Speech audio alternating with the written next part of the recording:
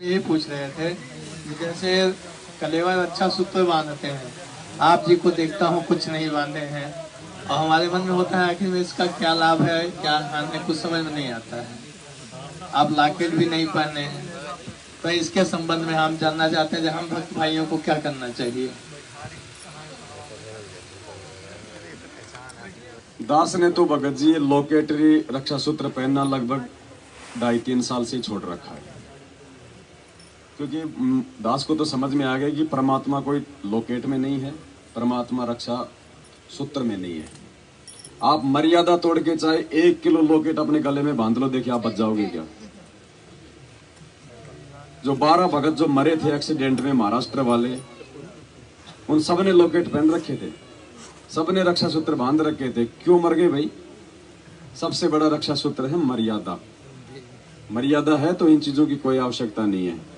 और आज तो चलो हम गले में लोकेट पहन रहे हैं, तो 650 साल पहले कौन बनाता था लोकेट? गरीबदास जी के भक्तों ने कब लोकेट पहने थे भाई? धर्मदास जी ने कब लोकेट पहना था? गरीबदास जी ने कब लोकेट पहना था? बनते ही नहीं थे। ये धंधे की कमाई है और क्या? देखो, धंधे की कमाई नहीं कह सकते इसको। कहने का मतलब है, जब बच्चा जब शुरुआती होता है ना, छोटा होता है, क्योंकि जब हम गुरुजी से जुड़ते हैं तो हम बच्चे ही होते हैं, चाहे हम मतलब जिला कलेक्टर हों, लेकिन इस भक्ति में अगर हम जुड़ते हैं तो हम जो है बच्चे ही हैं।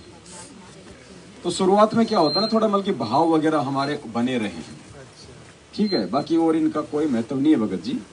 इसके विषय में भी परमात्मा ने बहुत अच्छे से बोल रखा है कि एक सत्संग के माध्यम से परमात्मा ने स्पष्ट किया हुआ है कि आपत्ति के समय लोकेट और रक्षा सूत्र काम नहीं करेगा, मर्यादा काम करेगी। जैसे हम यहाँ हमारे सामने कई ऐसी चीजें आई हैं, कुछ ऐसी निकम्मी आत्माएं आती हैं सत्संग में, यहाँ पूरा ढोंग करती है, रक्षा सूत्र भी लेते हैं, नाम भी लेते हैं, सतनाम भी प्राप्त कर लिया है, गले में लॉकेट भी डालते हैं, और वो यहाँ केवल चोरी करने आते हैं। अब इस तरह का कोई आदमी दुर्घटना में मरता है, आम आदमी तो यूं कहेगा कि रामपाल का चेला था, लॉकेट भी वही है, धागा भी वही है। वो रामपाल का चेला नहीं था, वो तो काल का चेला था। परमात्मा ने हर चीज का समाधान दे रखा भगत जी। भक्ति करें, मर्यादा में रहें तो परमात्मा रक्षा करेगा, लोकेट रक्षा सूत्र रक्षा नहीं करेगा भगत जी। पहले एक का तो हो जाए भगत जी। छोटी सी बात पूछनी है सर साहब, सुन लीजिए। बच्चा मेरा 5 साल का हो चुका, तो उसे किस तरीके से प्रोसेस, कौन सा प्रोसेस जो अभी तो बताए उस बहन जी को।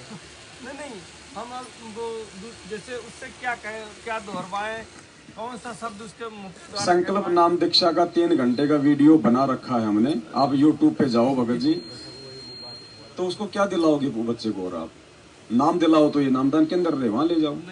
तो संकल्प का हमने वीडियो बना रखा, आप उसको देखो। मैं 2 मिनट से ज्यादा, आप 3 घंटे का सुनोगे, ज्यादा समझ में आएगा। उसमें सारी विधि बता रखी है, आपने कैसे संकल्प दिलवाना है, क्या आपने बोलना है, उसके बाद में क्या करना है, क्या नियम है।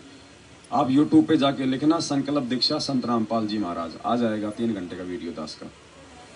वो वीडियो देखो, उसके बाद बच्चे को संकल्प दिलाओ, है ना। संकल्प का मतलब होता है हम ये प्रतिज्ञा कर लें कि परमात्मा अब मैं आपका हो चुका हूं, बस। संकल्प का ये मतलब होता है कि परमात्मा आज के बाद में दास आपके प्रत्येक नियमों में रहेगा, आपके प्रत्येक जो है मर्यादा का पालन करेगा। दास आज के बाद में कोई अनुपासना नहीं करेगा, जो आपके नियम है। आपकी 3 समय की आरती करूंगा, घर में देसी घी का दीपक जलाऊंगा, आप जी के सत्संग सुनूंगा। परमात्मा आज के बाद में मेरा अच्छा बुरा सब कुछ आपके हाथ में है। इस दास से कोई छोटी मोटी गलती हो जाए तो परमात्मा आप याद दिलाना, आप जी जो है दया बख्शना, बस ये संकल्प है। ये संकल्प लेके अगर मर्यादा में रहोगे तो बाड़ी बाका नहीं होगा भगत जी।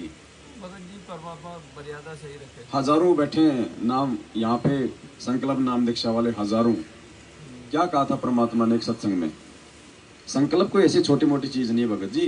संकल्प नहीं है तो भक्ति भी नहीं है, ध्यान रखना। संकल्प के लिए कितना बोला हुआ है परमात्मा ने।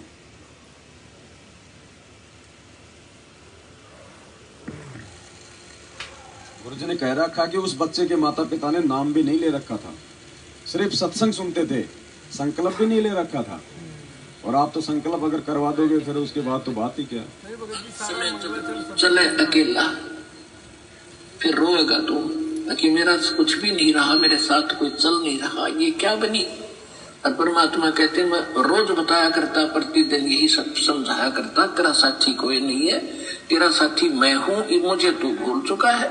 तेरा यहाँ भी जो संस्कार है बच्चों का, परिवार का, माता पिता, भाई बहन, पति पत्नी का, इसने भी मैं सेट करवाऊंगा, थोड़ा सुलझेड़ा करवाऊंगा, तुम्हारा इस संस्कार को ढंग से निमटवा दूंगा सबका जो मेरी शरण में आगे, और फिर सारा न मोक्ष कर दूंगा। अब कहते हैं कह कबीर शरण गह मेरी, वो रक्षा दल थल की। दास ने आपको एक दिन और बताया था, एक माई अपने दोते को लिए खड़ी यहां मिलने के लिए, महीना 1.5 हो गया, और वो लड़का होगा ज्यादा से ज्यादा 1 वर्ष का, 1.5 वर्ष का। वो क्या बता रही थी कि एक बड़ा बाल्टी थी, उस बाल्टी में चढ़ गया, नो मतलब बच्चा चढ़ता चढ़ता भरी थी पानी बाल्टी की, मुंह गिर गया। और हम कहीं बातें कर रहे थे, काम कर रहे थे, 4 घंटे के बाद वो बच्चा संभाला मरा पाया। मेरा दामाद और मेरी बेटी सत्संग सुना करते, आपका नाम नहीं ले रहे थे, और उसमें भक्तों के चमत्कार ऐसी ऐसी लीला सुनकर वो गदगद हो रहे थे कि भाई।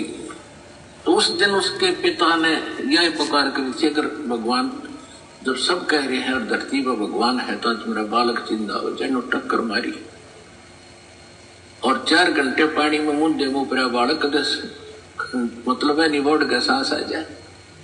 और काफी देर वो बाहर भी रख लिया था। जब वो उसका पिता आया तो उसने ये पुकार करी, 2 सेकंड में बच्चे ने हिचकी ली और ऐसे आंख खुल गई। बोल सतगुरुदेव की।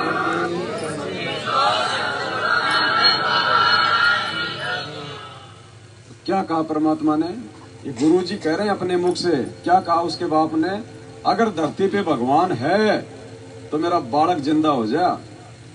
तो परमात्मा अपने मुख से कह रहे हैं, यानी हमें विश्वास दिला रहे हैं कि नालायकों, मैं हूं वो भगवान जो धरती पे हूं आज। तो भगत जी संकल्प में बहुत बड़ी पावर है। इन्होंने तो संकल्प भी नहीं किया था, ये तो खाली सत्संग ही सुनते थे गुरु जी के, लेकिन इनको विश्वास था सत्संग सुन के, इंटरव्यू देख के। तो इन्होंने सच्चे दिल से पुकार की थी, परमात्मा ने सुन ली। वो तो समर्थ है भगत जी।